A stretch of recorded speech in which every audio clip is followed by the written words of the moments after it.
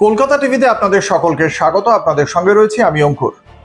তোলাবাজির অভিযোগকে কেন্দ্র করে এবার বড়সড় পদক্ষেপ করলো রাজ্য বিজেপি। একসঙ্গে 22 জন কর্মীকে সাসপেন্ড করা হয়েছে।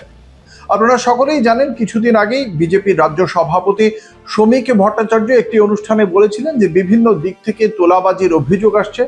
4 ঘন্টার যে সমস্ত ভারতীয় জনতা পার্টিতে যোগ দিয়েছেন ভোটের রেজাল্টের দিন 4 মে, তারপর থেকে এবং দলের একটা নিচু তলায় কিছু তৃণমূলীকরণ হয়েছে বলে অভিযোগ উঠছিল এবং তাদের উদ্দেশ্যে এই বার্তা ছিল যে যেমন তৃণমূল কংগ্রেসের দুর্নীতিগ্রস্ত নেতাদের এই মুহূর্তে দাঁড়িয়ে অনেকেই ডিম ছুঁড়ে মারছেন বা তথাকথিত ডিম থেরাপি করছেন, সেই ডিমের অভিমুখ ঘুরে যেতেও দেরি হবে না বলে কার্যত একটা হুঁশিয়ারি দিয়েছিলেন শ্রমিক ভট্টাচার্য।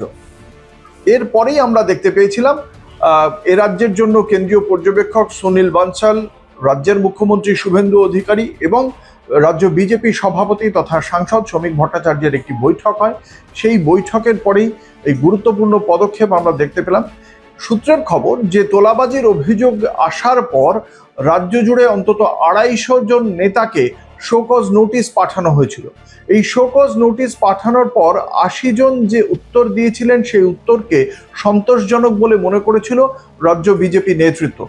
বাকিদের বিরুদ্ধে যে সমস্ত অনেকেই তার উত্তর দেননি, অনেকে উত্তর দিলেও সেই উত্তর সম্পর্কে সন্তুষ্ট হয়নি রাজ্য নেতৃত্ব এবং তারপরেই 22 জন কর্মী তাদেরকে সাসপেন্ড করার সিদ্ধান্ত নেওয়া হয় রাজ্য নেতৃত্বের পক্ষ থেকে এবং এর মাধ্যমে একটা গুরুত্বপূর্ণ বার্তা দেওয়া হলো রাজ্য নেতৃত্বের পক্ষ থেকে রাজ্যের অন্যান্য বিজেপি নেতৃত্বকে যে যদি দুর্নীতি হয় তাহলে তার প্রেক্ষিতে পদক্ষেপ করা হবেই রাজ্য নেতৃত্বের পক্ষ থেকে এবং সেক্ষেত্রে চরম পদক্ষেপ করতেও দ্বিধা করবে না রাজ্য নেতৃত্ব।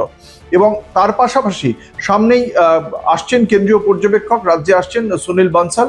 আগামী বৃহস্পতিবার এবং শুক্রবার রাজ্য নেতৃত্বের সঙ্গে তার বৈঠক রয়েছে।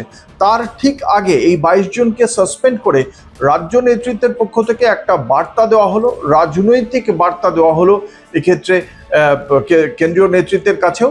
এবং বৃহস্পতি শুক্রবার সুনীল বানসাল এ রাজ্যে এসে তিনি নতুন করে রাজ্য নেতৃত্বের সঙ্গে বৈঠকে কি পদক্ষেপ করার সিদ্ধান্ত দেন বা কি এই ঠিক কোন কোন বিষয় জানতে চান রাজ্য নেতৃত্বের কাছ থেকে, সেটা অত্যন্ত গুরুত্বপূর্ণ।